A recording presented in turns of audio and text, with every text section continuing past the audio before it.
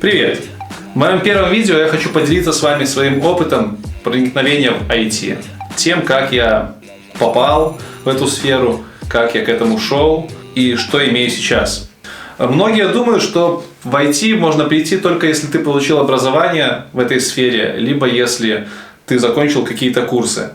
Это популярный стереотип, и своим примером я хочу показать, что так оно не есть. В свое студенчество я, в принципе, не задумывался о том, что когда-либо стану айтишником. И на первом-втором курсе университета, а учился я на физическом факультете, на физика, и у нас не было программирования абсолютно. Так вот, на первом-втором курсе я, в принципе, даже не знал, что такое программирование. Да, с 14 лет я занимался версткой немножко, мне нравилось делать сайты, я делал их друзьям, но это были такие сайты, это был просто HTML, CSS, это не было программирования, это были готовые шаблоны и просто натягивание каких-то стилей.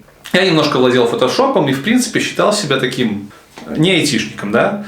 Считал себя просто чуваком, который, в принципе, прокачан в том, что сейчас модно. На первом-втором курсе я, в принципе, не задумывался об IT. Я был обычным студентом, я отдыхал с друзьями, тусовался и не думал, чем я буду заниматься дальше.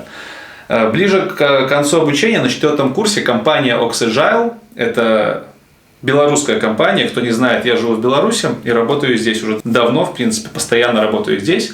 Так вот, компания Oxagile на 4-м курсе моего университета решила провести у нас ряд лекций и выявить ребят, которые заинтересованы в инновационных технологиях. Видимо, в компании Oxagile решили, что физики недалеки от IT, и из них можно вырастить хороших специалистов. По итогам этих лекций, их было, наверное, штук 10, меня обозначили как человека, который интересуется IT, а ведь я на то время и сайтики делал, и подумали, что из меня можно вырастить того спеца, который им нужен. И так я попал на свою первую работу, это стажировка в компанию Oxagile. Там я проработал 4 месяца, там я стал узнавать, что такое вообще программирование, как с этим жить и как с этим бороться.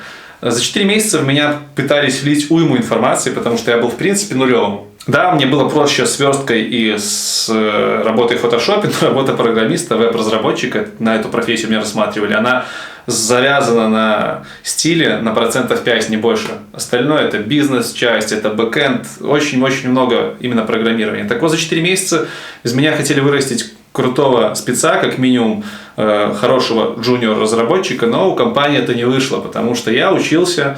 Я посещал работу с утра и вечером, у меня было маленькое время соприкосновения с командой.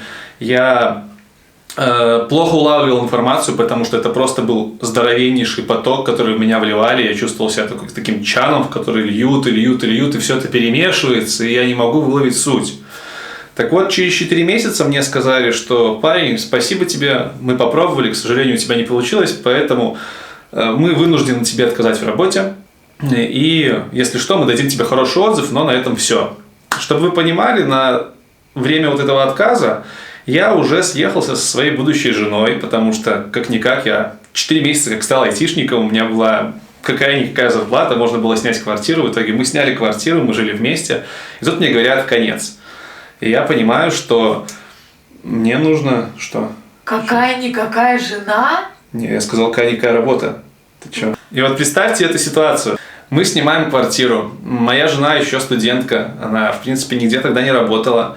Я получал зарплату, большую часть которой я отдавал на квартиру. И у меня эта работа пропадает. Естественно, мне нужно было как можно быстрее найти новую работу. Из опыта у меня было 4 месяца стажировки в компании. И, как оказалось, это самые ценные 4 месяца, которые, в принципе, наверное, были у меня в моей карьере айтишной. Потому что в последующих собеседованиях, когда я искал новую работу, а их было штук 30, я слал свое резюме на все компании, абсолютно на все должности, начиная от тестировщика и джуниор-разработчика, заканчивая медлом. Я просто хотел засветиться, чтобы меня увидели, возможно, посмотрели на меня не только как на программиста, но на человека, у которого развиты еще немножко и коммуникационные навыки, и просто взяли. Так вот, я был на, наверное, 30 собеседованиях за месяц. Это было очень сложно, но у меня была жесткая необходимость, потому что через месяц мне нужно было снова оплачивать квартиру, а денег не было. И в итоге из 30 собеседований мне ответило 2 компании. И так получилось, что вторая компания, которая ответила... Нет, не так получилось. В общем-то, там очень веселая история о том, как я пошел работать на первую компанию, и в этот же день мне позвонили со второй компании, а вторая компания оказалась очень крутой, располагалась в своем офисе, а первая была в каком-то заброшенном учебном заведении, и там я сидел на полусломанном стуле за LTE-экраном. И, в общем-то, таким образом, спустя 30 собеседований, я попал на свою вторую работу уже программистом, можно сказать, джуниор-разработчиком. Это была компания PowerMe Mobile, серьезная компания, которая разрабатывала, может, еще и разрабатывает даже, продукт для рассылки SMS и MMS. Очень дорогой продукт. Ну, если вы хотите, вы можете немножко больше почитать про эту компанию в интернете. Но я к чему? К тому, что после стажировки 4-месячной мне было, в принципе, не то чтобы легко, но достаточно реально уже устроиться на работу серьезным программистом. Потому что у меня был реальный опыт работы с реальными проектами, с реальным кодом. И на меня смотрели уже не просто как на человека, который не имеет профильного образования, а на меня смотрели как на начинающего специалиста, который чуть-чуть разбирается в программировании, разбирается в общем в компьютер-сайенс и готов работать. В компании PowerMe Mobile я проработал более чем полтора года, больше, наверное, год и 6 месяцев. И за этот год и 6 месяцев я реально вырос из самых низов, из начинающего джуна до такого крепкого, смышленого парня, который, в принципе, уже не боялся брать проекты на собственные плечи и тащить их, да. Это я к тому, что через полтора года после начала работы в PowerMe Mobile я уже, в принципе, делал какие-то свои движки самостоятельно. Я уже изобретал свои велосипеды, и мне не нужна была помощь ребят со стороны. Я уже умел находить нужную мне информацию в интернете. Я чуть-чуть соображал по-английски, да. Отдельное видео посвящу тому, как я учил английский. Я, в принципе, первые 4 года в IT с английским плохо очень дружил. Но, тем не менее, читать уже немножко умел, и это мне очень помогало. И вот через полтора года я понял, что нужно двигаться куда-то дальше, потому что полтора года в джунах это сложновато морально. Ты понимаешь, что у тебя одни и те же таски, одни и те же монотонные задачи. PowerMe Mobile была компания небольшая, продуктовая, и там было очень сложно вырваться за рамки тех задач, которые тебе дают, потому что все задачи были распределены между специалистами, нас было немного, мы разрабатывали один продукт. Чтобы найти что-то новенькое, интересненькое, компании нужно было придумать новый продукт, да? И навряд ли, если они что-то новое придумывают, это что-то новое будет отдано в руки джуна. Скорее всего, оно пойдет медлу либо сеньору. Поэтому на мне было очень много monkey work. Вот в это время ко мне пришли мои знакомые и сказали, что мы купили бизнес, у нас есть бизнес грузоперевозок, он весь на бумаге, и нам нужен разработчик, который сможет нам это все дело автоматизировать. Это был для меня большой вызов, но я подумал, что почему бы нет, я должен затащить. Тем более вызовы, они нас всегда толкают на приобретение новых знаний, и я согласился. Я сказал: да, ребята, я с вами. Таким образом, я закончил свою работу в компании PowerMe Mobile и ушел работать сольно в проект, связанный с логистикой. Этот опыт немножко необычный, потому что я ушел работать в компанию не айтишную, и я там был один разработчик. Проработал я в этой компании, компания называлась «Грузовой босс». Проработал я тоже полтора года, и все полтора года я с нуля разрабатывал CRM-систему для общения пользователей, документооборот, мониторинг посылок. Всем этим занимался я. Вся эта система писалась мною на .NET, я вообще .NET разработчик, .NET веб-разработчик. Так вот, за эти полтора года я набрался очень много опыта в написании велосипедов, потому что рядом не было ни одного программиста, который мог бы мне посоветовать, как сделать лучше. И в этом минусы работы на компании не айтишные и в проектах, где ты один. Скорее на не айтишной компании. У тебя реально нету менторов, которых ты можешь что-то спросить. Для того, чтобы осознать мне, что я перестал двигаться и стал изобретать просто велосипеды, понадобилось мне полтора года. Через полтора года снова я сел, задумался о том, что же дальше. И понял, что мне нужно искать компанию айтишную, в которой можно будет приобрести твердый опыт, поскольку я уже практически 3 года работал программистом, но я ощущал, что те технологии, которые я использую, устаревшие, те практики, которые я использую, не факт, что самое лучшее, это не best practice, потому что я в принципе не видел крутой код в действии. Плюс к тому времени в компании сложилась немножко негативная обстановка в плане ведения бизнеса, и на вот этой вот нотке я решил сменить свою компанию на уже 4-ю компанию, да, первая XGI, вторая PowerMe Mobile, потом вот этот грузобосс. В итоге 4-й раз на 3-й год моей работы в IT я меняю компанию, и попадаю в большую-большую такую компанию белорусскую, которая называется iTransition. В этой компании работает около 1500 человек. И в принципе, на данный момент я могу сказать, что это крутейший опыт, который я получил. Я пришел в среду профессионалов. Туда я пришел таким, наверное, начинающим мидлом. Меня прособеседовали, оценили как мидла.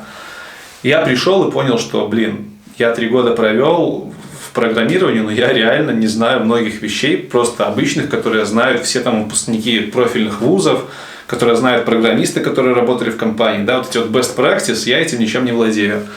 Плюс в компании Transition я ощутил острую необходимость изучения английского языка, потому что там мне появились первые клиенты из-за рубежа, с которыми мне нужно было непосредственно общаться либо письменно, либо устно. Это был очередной вызов.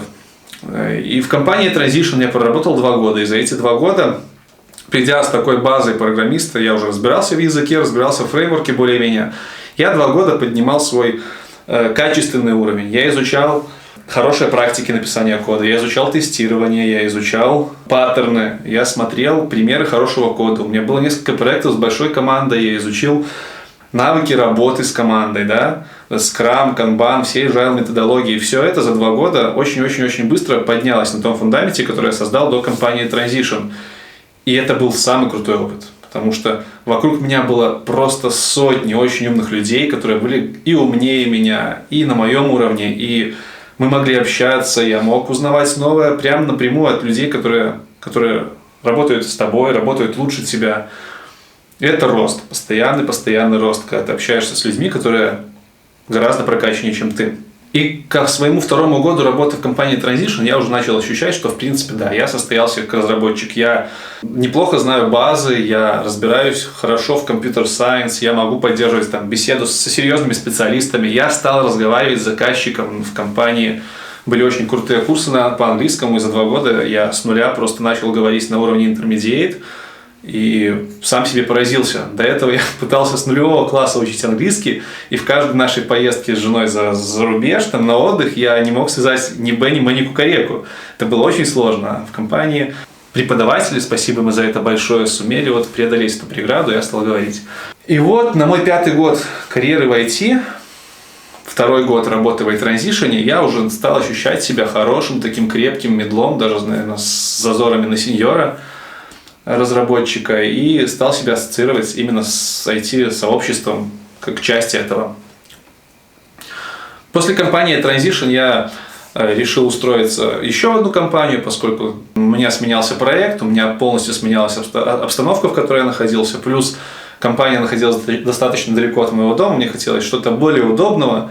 И вот на данный момент я работаю в компании Softeka. Софтовая компания, она аутсорсная, как и компания Transition, а это очень большой плюс для разработчика, и о плюсах и минусах аутсорсных и продуктовых компаний я думаю расскажу вам в отдельном видео, у меня есть отдельное мнение на эту тему. Так вот, в компании Softeka я работаю несколько месяцев, и тоже очень рад. И в эту компанию я уже пришел как полноценный разработчик, как полноценный айтишник.